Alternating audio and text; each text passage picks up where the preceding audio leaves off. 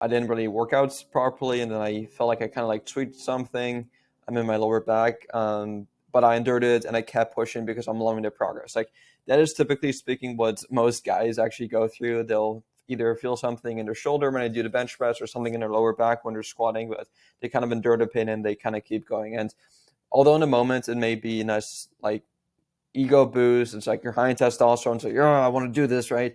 But in reality, it's like if we take more of like a long-term view, which I think everyone should have a long-term view when it comes to their health and fitness goals, because just a reminder for you, Miguel, like we're in fitness for the rest of our life, right? I don't assume you're just in this like you're fit right now, being healthy, getting muscle just for a short amount of time, and then once you stop in the next, I don't know, let's say a year from now, then you just kind of go back to your old ways again. Like, of course not. Like, the entire point of fitness, Miguel, is to stay fit.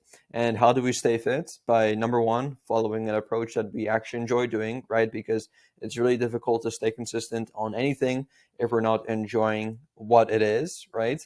Um, so that's the first thing. Make sure we enjoy it. And then secondly, making sure that we do it in a safe way, because if we're doing something that puts us at risk of getting injured, whether it's working out on an unstable surface or doing exercises that don't feel comfortable to us or doing workouts with improper form, improper technique, and using a lot more weight than we should, all these things, it's like now we're literally decreasing our chances, or well, I mean, we are increasing our chance of getting hurt and decreases our chance of longevity, right? And so the exact same thing applies to the gym. If we're doing something that puts us at risk of getting injured and setting us back for a couple of days, a couple of weeks, even a couple of months, I mean, that's not really like helping us stay fit for a long time. Of course, like setbacks happen, like injuries do happen, but if it's something that we're like actually aware of, it's like, okay, like I just did something to my back doesn't really feel too good, but I'm gonna keep going despite that, regardless of that. It's like, well, now you're fully aware of it. And it's like, if you do get hurt, it is ultimately now your fault, right? Because sometimes whenever you're doing an exercise, it could just randomly, something could just happen, right? Something could tweak, something could pop, whatever it may be. But if you notice something does happen, like a tweak does happen, I usually would recommend to stop the sets right away and then really like feel it out. Like again, if it's just a small little blip, it's like, okay, that's no issue, that's no worries, Miguel. But if you notice that it's okay, it's really hurting me, it's really aching me, it's actually impeding on my performance, like it's actually stopping me from doing more sets and doing more reps, then I would say cut it off. Don't do that exercise anymore, and maybe do a different exercise that doesn't involve, for example, your back. So instead of doing squats, do like a leg extension. That would have been like a prime example of what you could have done there. But like you mentioned here, um, it, I assume it's like a sprain that just got pulled, and you didn't really warm up the best. You mentioned here you just did some cardio, and you did like one set of warm up. So yeah, like this is also like a lesson learned, basically, right?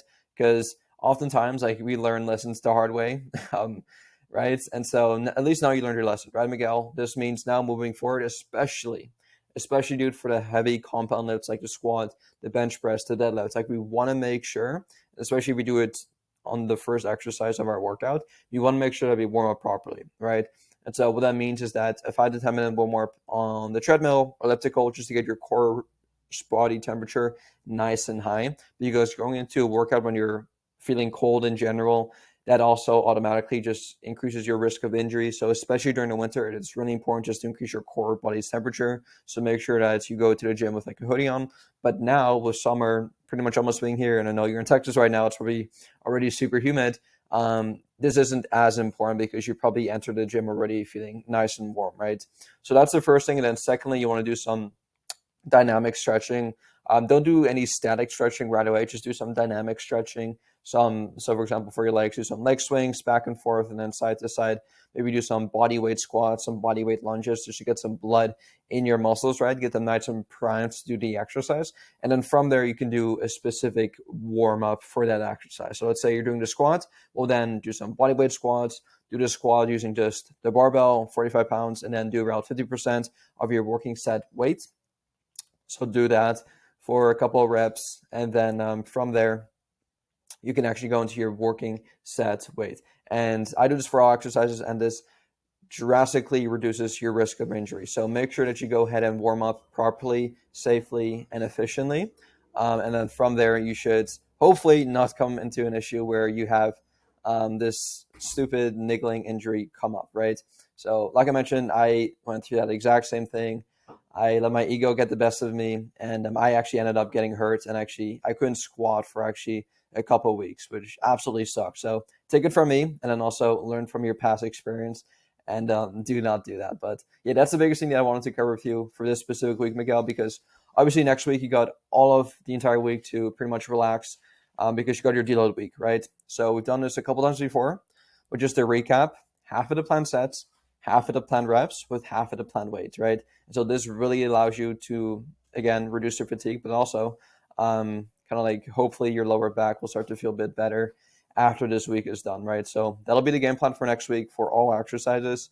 During this time, still try your best to get your steps in. I noticed all of last week you didn't really check it off the list. So I know you're pretty physically active at work, and I assume you at least get 8,000 steps in throughout the day just by you living your life.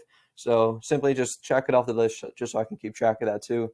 And then same thing for your nutrition, dude. Like I'm not seeing much food tracked. I don't know if your MyFitnessPal got disconnected at all, but make sure you reconnect it, resync it, just so I can actually have a look, making sure that we're actually eating the required amount of calories that we need to actually grow the muscle that we're looking for.